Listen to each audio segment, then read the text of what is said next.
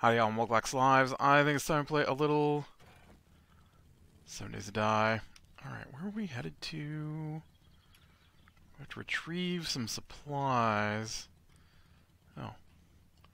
Like, right next to my bed. That's funny.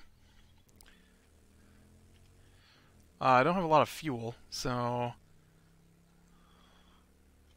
we'll have to make sure and stop and get fuel. I'm probably going to run out before I get there.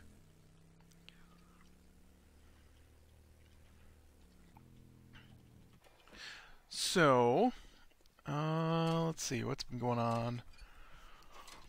Haven't had a lot of chance to watch much since last episode.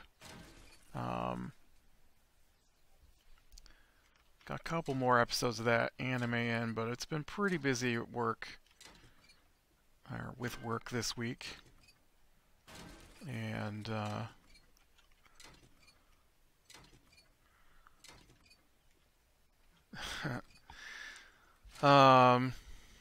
mean, it's not like I know the guy we play D&D with. One of the guys, he works in IT, and he was telling me how they had him come in over the weekend so that he could try and get everybody set up for working from home.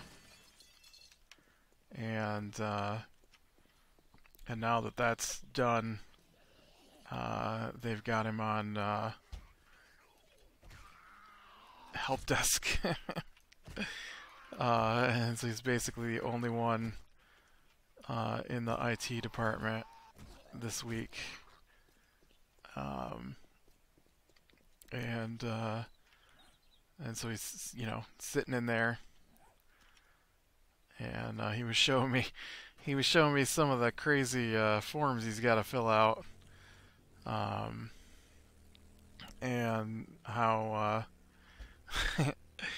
I work from home, so there are no forms for me. I'm here, and but he's got actual like form he's got to print off and then fill out, and it's like, do you feel okay? Have you come in contact with anybody that was sick?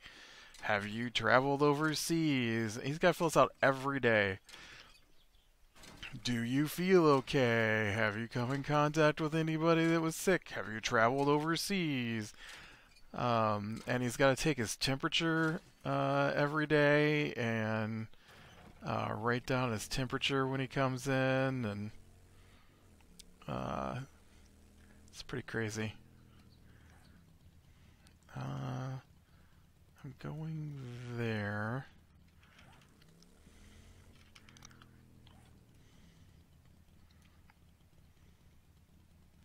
Alright, you know what? I'm going to go straight through this town if this road continues, and it looks like it might be the best route for... Ooh. I'm going to stop at this daycare, though. Check their books. Sometimes they've got good sets of books in these daycares. Is there like a opening on this somewhere? Yeah, here we go. But, yeah, so...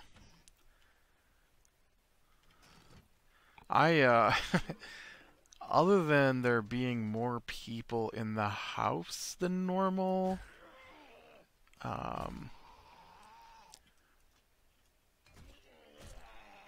honestly, nothing's changed for me.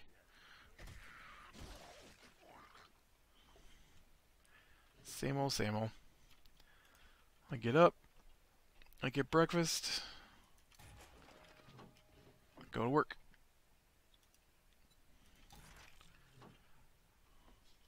I record videos. Sometimes I stream if it's a stream day. I mean, I don't stream, but maybe someday I'll have that fancy kind of internet that lets you stream things. I definitely don't have it yet, though. Here's hoping, though. Here's hoping. With Starlink coming. I'm hoping I can sign up for that. Uh, we'll see, because I was reading an article, and he's hoping to cover like people who don't have access to broadband. I don't know if I qualify as not having. It depends on what your definition is. I think the standard definition, though, is 25 meg, and I definitely do not have access to that. Um,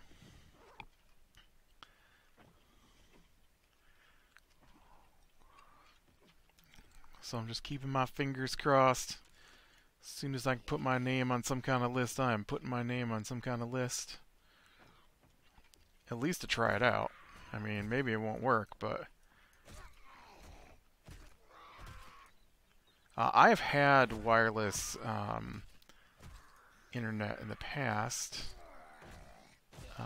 and when I moved here, I had oh, that's weird. That hidden room was empty. I had attempted to sign up with the same people that I had before, and for whatever reason they don't cover this, or they might now, but they didn't cover this particular area. And then luckily, because man, it would have sucked to move and then find out there's no internet.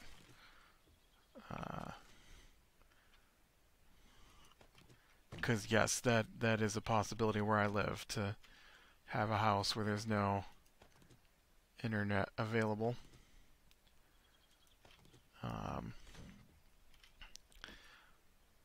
I mean, I guess we could have gone with cell phone, but I would be living a very, very different life than I do if I had to rely on cell phone for my internet providing, because that's super expensive here. I've read that there are like places where you can get like fairly decently priced unlimited cell data, but man, not here, not here. It's ridiculous. I think I pay. I have to use a cell phone for work that has internet access, and I think I pay like $40 for 2 gigabytes, and I've burned through 2 gigabytes, more than 2 gigabytes today, and that's not even a month. So, and there isn't any other plans cheaper than that here, because I don't live in the city.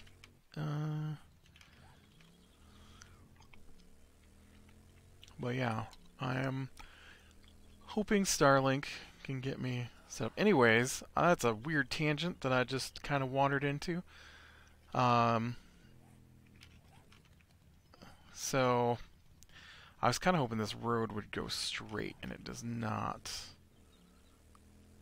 So I guess we'll take a little detour through the desert here.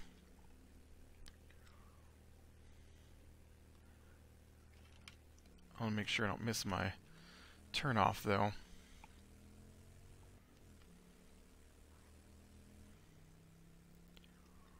I know I have to backtrack a little bit, but I was hoping to. Either way, I was either going to be crossing through the wilderness or backtracking a little bit, and I was hoping not to have to go so far on my way, but that did not pan out. I should have just crossed through the wilderness a little bit. Maybe, I don't know.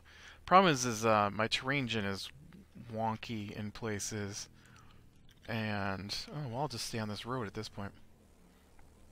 And next to impossible to get through with all these hills. So we did get our D&D game up and going this week. I had mentioned previously that we finished our previous book. Yep. And so they're not an actual set, but they work out that way. Like it was planned that way, that there would be you do Dragon Heist, and it gets you to level 5, and then the next book is Dungeon of the Mad Mage, which gets you through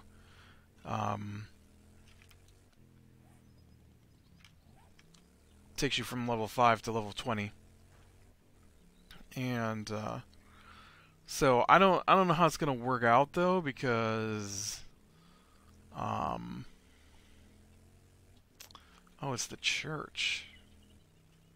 I see.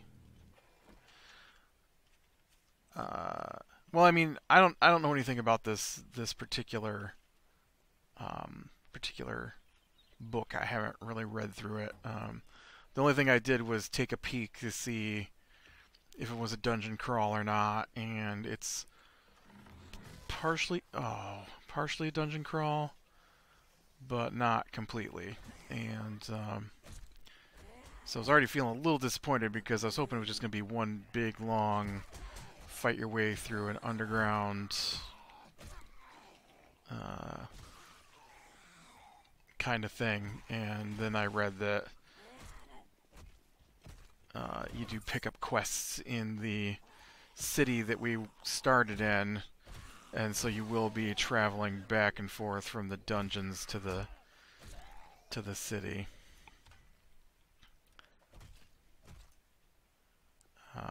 And I'm not looking forward to that. I should have unloaded my inventory a little bit here.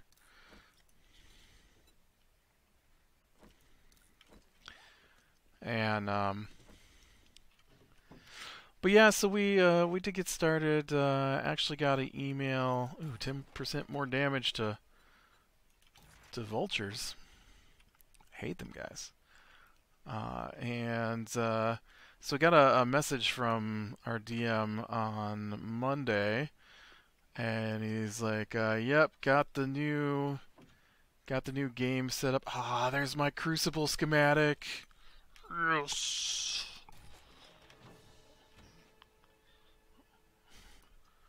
So glad I spent all that money on a motorcycle just so I could turn around and find the schematic." Yeah, so the message he sent was, I got the game set up on Roll20, and that we got a whole bunch of money from the previous campaign, and it upsets our DM. Mind you, we tried not to take the money, and he wouldn't let us not take the money. And then now that we have money, he's like trying to find ways to make us spend our money. And so he said that we could purchase any common or uncommon magic items, and anything that his character could make, because he's playing an artificer, and so he nope, it's above me.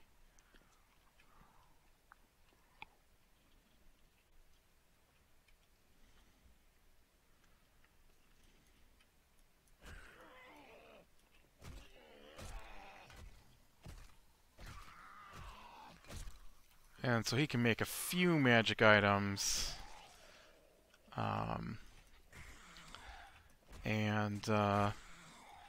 So I went through on Monday and I looked at magic items on the D&D Beyond, and you can filter. So I filtered for common and uncommon, and I put down a list of things that I wanted. So one would think that if you message your players and tell them that they needed to, or that they could that they could purchase items, one would think that you would,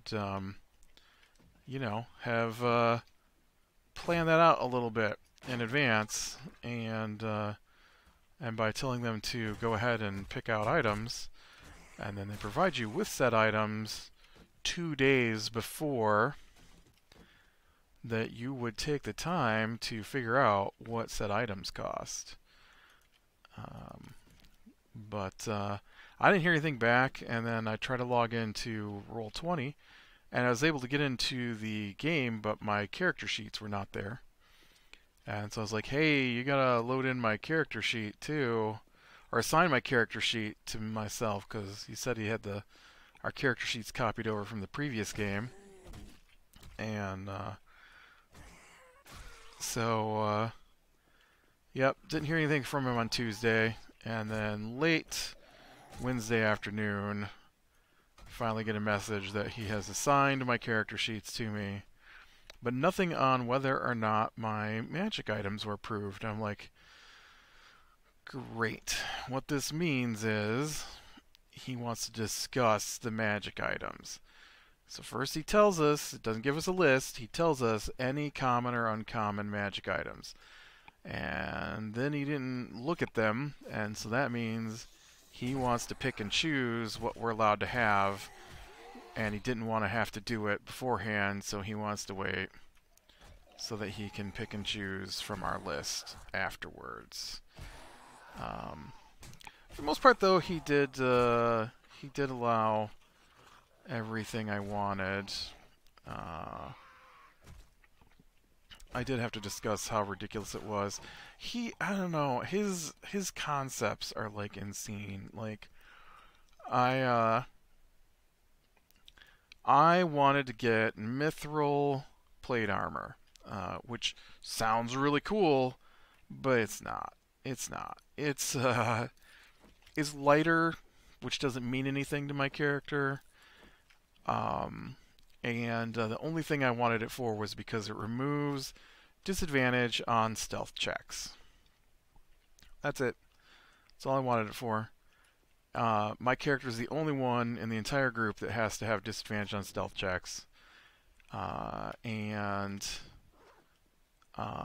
it's annoying to have to remember to do that, because I don't forget necessarily, but I do sometimes roll and then remember after I roll that I have to roll again. And because we play in Roll20, so there's like a setting to set disadvantage when you roll, and then that way you just get the 2 rolls at once instead of having to make 2 separate rolls. Not that it's any more than just clicking a button, but still. Wow, this guy is beating me up. That guy is dead. Alright, let's get this over to the... make sure I hit all these bookcases.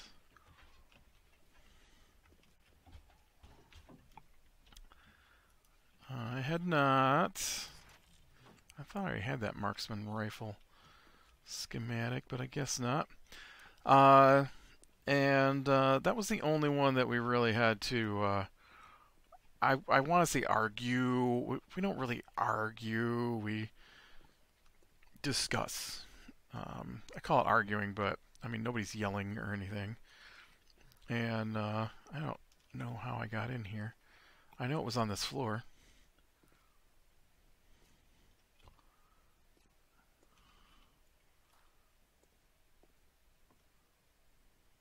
I didn't come down these stairs. I don't think I have any food on me either. Did I not take another of these painkillers? Why did my... Yeah, why is my health not going up? It's because I'm hungry?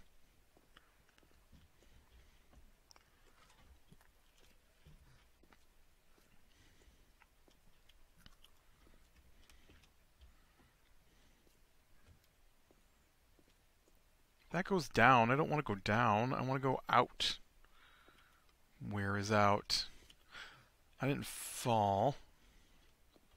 Did I? Did I fall down in here? I did fall down in here. Right. I came in through there, and then the floor caved underneath of me. Yep, I remember now. So yeah, I mean, we had a lot of money. Like, my characters each had like over 12,000 gold. That's a lot of money. And so I did. Um,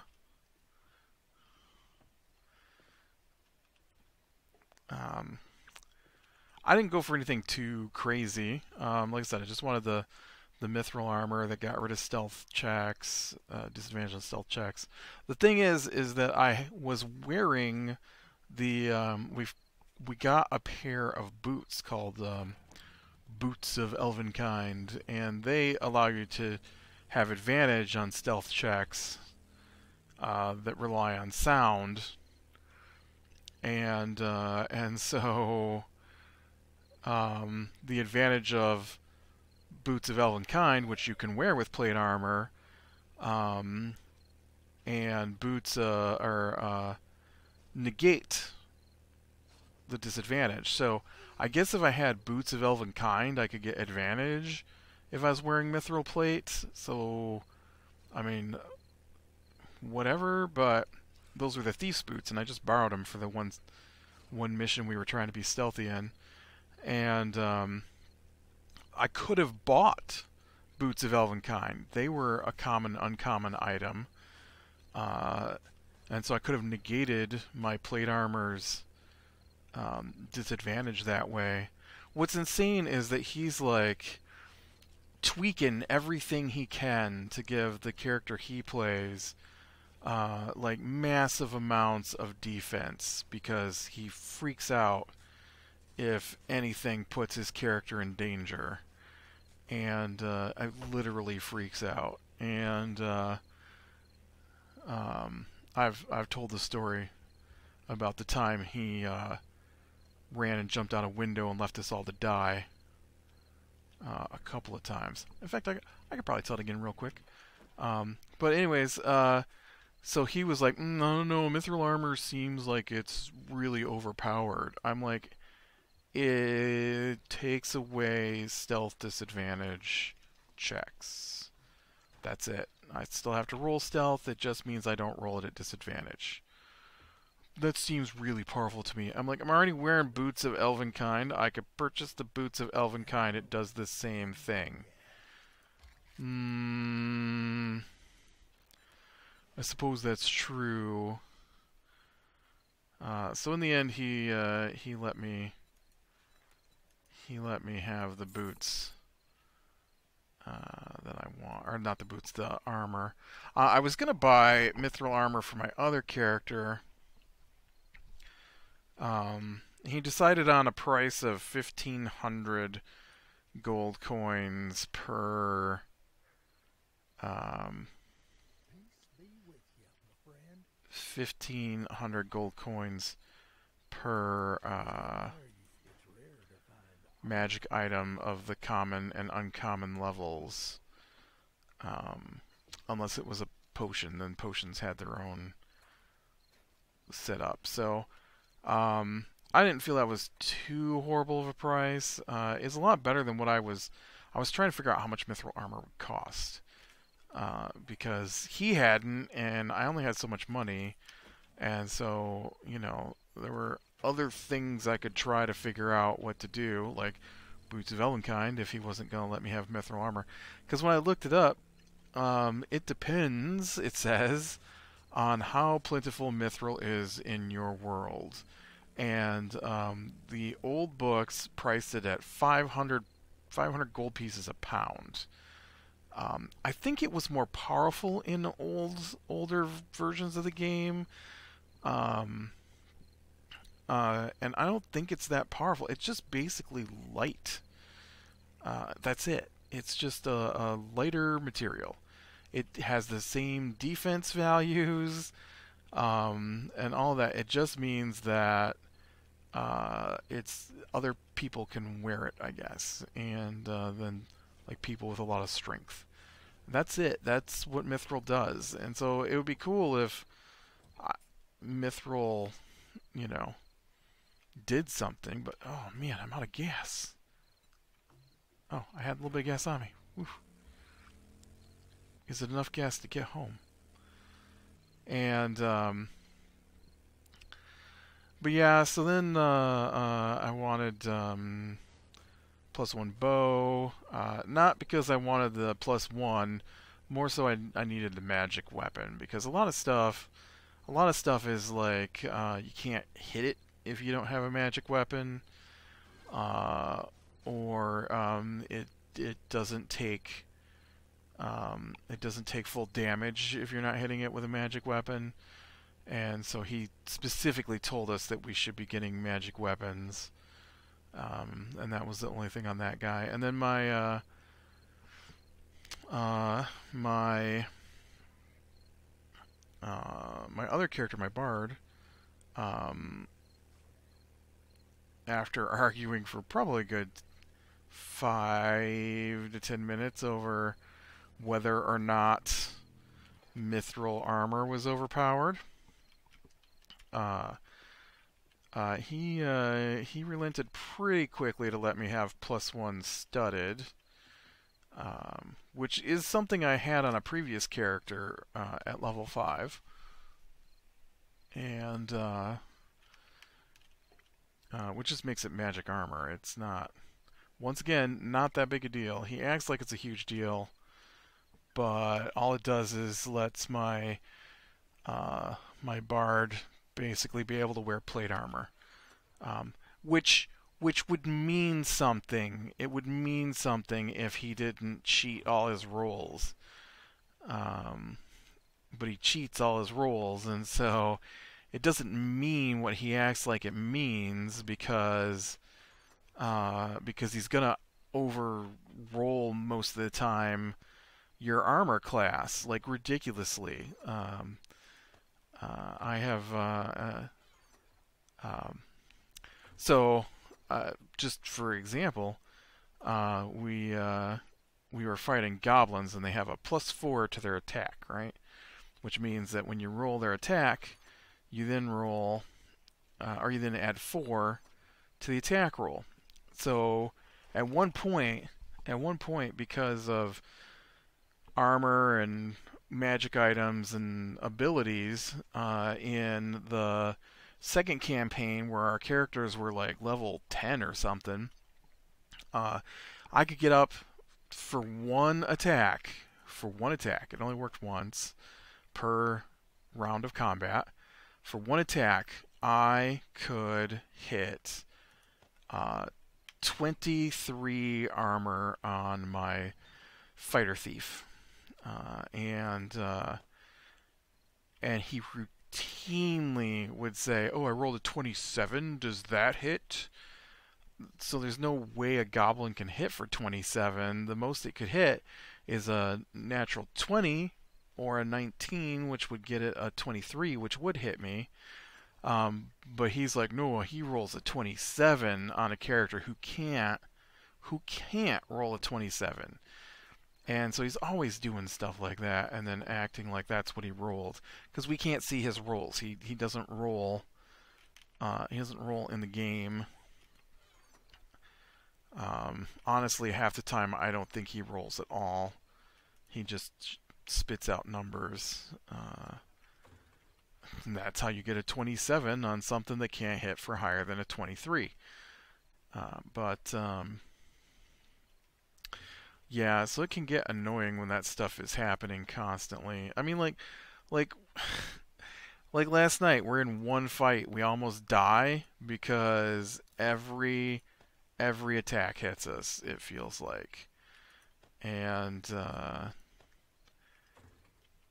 it really makes it tough to get through some of these sessions because we are in need of things that you're supposed to do like only once or twice every 6 to 8 fights, and we're having to do it like every fight. Okay, I can make a crucible now. I need food though. Let's get some food out of here. Probably need a couple of these. And I'm getting a little low on water, I think. Okay. No, let's hit the large ration. So yeah, the other one I wanted to tell again, and I've told this before, but so this one time we were uh, different DM, same guy who is my DM that was playing, and so we rush in, or we don't rush in, we sneak into this place, and uh, I I try not to do things that are just like, aha, we always knew you were coming, because they don't know you're coming. So I need 100 forged iron, 20 oil. I feel like I've got the oil. Um, yep. And forged iron. Do we see forged iron? I got 28. I need. Was that 100 forged iron?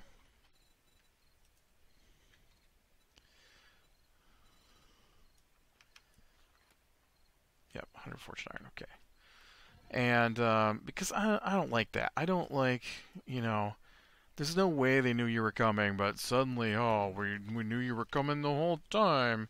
And so this is one of those moments where we tripped an alarm, and instead of someone coming to check it out, our DM just decided that we had been. They knew we were coming. I don't know how they knew we were coming, but that's what he decided. And so when we came out, we were looking for this woman, and um, it was one of those moments where I thought we probably had a good idea, and then the DM is like, I don't like good ideas, and so they were throwing a ball that evening, and so I come up with the plan that what we would do is we would go in while they were setting up for the ball, disguised as delivery men. And so that's what we did, and we went and we grabbed the meat order, and so we had a cart full of meat. We took it to the kitchens. We got inside the kitchens, and then we took out the guards in the kitchen, and then we stealthed our way upstairs, and we made it upstairs, and there were lots of people moving around, and we had grabbed like castle servant clothes, and we're wearing those. And so we got all the way upstairs, and nobody was supposed to be upstairs, and we knocked out the guard with a spell, so they didn't have any chance to alert anybody. How much clay do I need? I didn't look at that. It's 1,200 stone and 900 clay. Okay. In fact, let's move this down to the hotbar then, so I know. And so we got in there, and nobody knew we were there. And then when we were, I thought we were there early enough in the morning that they would be, you know, still waking up or getting ready for the day, and all the rooms were empty because they knew we were coming somehow. It's never explained, and so when we came out, we had actually tripped an alarm like 30 seconds before, and so we came out. The person we were after was standing there waiting for us with a huge group of bad guys, and which included 2 wizards and a whole bunch of super powerful orcs. These were not regular orcs; they were elite guard orcs. But we were on the second floor, and they were on the first floor. And so the guy starts freaking out about how his character is going to take damage, and he's got to do something to keep himself safe.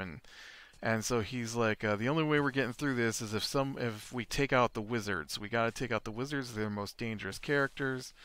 And I'm like, well, I kind of feel like all those orcs that are coming up the stairs might be something that are going to be a problem. He's like, no, you don't understand. Orcs are nothing. Orcs are just melee. Wizards are all powerful, and because he plays a wizard, and you got to take out the wizard. And I'm like, okay, so I long jumped from the second floor to the first floor, and my long jump cleared the first row of orcs and put me pretty close uh, to the wizards. And so I was expecting then that the other people in my group would throw a fireball or, something along those lines to reduce the numbers of things that were about to hit me. And so the one wizard casts a spell called Hold Person on me. And our wizard, who's afraid that his guy might get looked at funny, could have counterspelled it, decided he needed to keep that spell slot instead of helping me, because our wizard actually, on multiple occasions, refused to counterspell something because he wanted to make sure he had that spell slot in case he was in trouble. And so I got held in place, which means everybody does super extra damage to me. And man, now I need some rocks. Is that a rock? That looks like a rock. And then on his turn, instead of throwing a fireball, he casts dimension. No, he cast. They use these. I hate it. I hate it. I wish they'd just follow the rules. They use this home rule. Him and the other DM we were playing with. They use this home rule that you can cast 2 full level spells in the same turn, even though the rules specifically state that you can't. And so he cast, or he tells them that he has something they need. Well, there's 7 of this against like 20 of them. He says he has something they need, and then he Misty Steps, which is a bonus action teleport spell. Misty Steps to a window. Or no, he runs to the window, Misty Steps outside the window, and then casts Fly on himself, I think. Or Featherfall. One of those two. I don't remember which one. And then uses that to flee the fight. So he told me to get down there. I get down there, and then he leaves us for dead. And we did almost die. All his talk of how important wizards are, and then he leaves us for dead. We're the most powerful thing, you melee are nothing. Oh, well, I'm leaving now because, that guy down there, he glanced at me funny. And so I'm afraid that those orcs are going to get near me, even though they have to go through 5 other people. And I could take out most of them probably with a fireball. And I could have stopped you from, being frozen in place so they can just beat you to death now. And they did. I died twice in that fight. That's a super expensive runaway, let me tell you. Because it's like 500 gold to bring you back to life. And so they had to spend like 1,000 gold bringing me back to life that fight. And yeah, so that's my DM. That's his thought process. And so yeah, we go over the magic items. He pretty much let me have everything I wanted. The other guy, I didn't expect him to prep at all. He's one of those people that doesn't bother to look at anything until they're supposed to happen, I guess. I don't know. I feel like everybody that I do stuff with takes 0 amount of time outside the actual event to look at things. and it gets a little frustrating sometimes. And so, probably close to an hour of our session last night was sitting around discussing things that our DM. This includes our DM trying to decide what he wants for his character. Things he told us to look at on Monday, and I'm the only one that did it. And so then we got going, and it's weird. It's a weird campaign so far. You go down in this dungeon, and it's like famous in the D&D world, the Yawning Portal, right? And so I expected it to be like you get down there, and there's like injured people or dead adventurers or something along those lines. No, we ran into actors pretending to be vampires, and which isn't great when your DM is super annoying with that kind of stuff. And so every time they talked, they hissed. You are in the territory of the Undertakers. Hiss! You must leave our territory. Hiss! Like, are they snake people? No, they're vampires. Hiss! Actually, is what he was doing. So we killed 2 different groups of actors pretending to be vampires.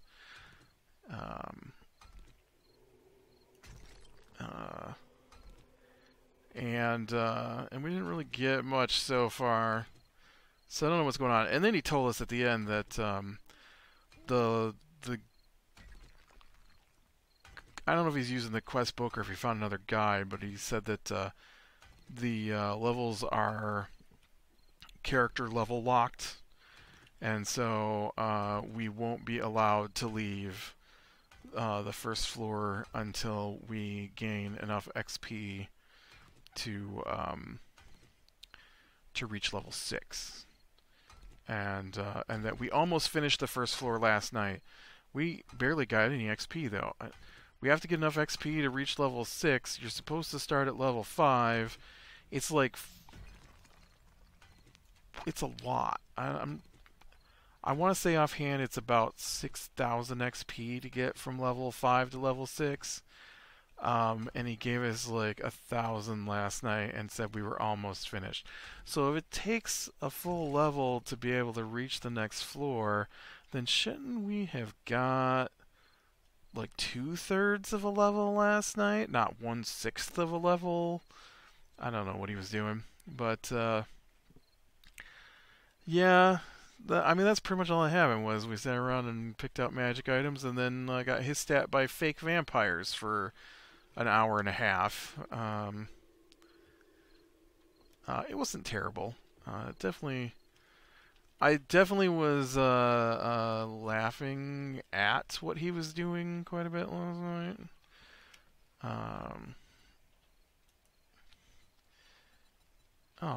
I guess I didn't pick up all the other parts. So I've got my clay, I've got my small stones, oil, mechanical parts. Oil, mechanical parts look like that now. And you are my 100 forged iron. Yay, I will be able to make steel. Alright, with that, I am going to call it a night. So click like if you like, subscribe, share, and catch the next one. I will talk to you later.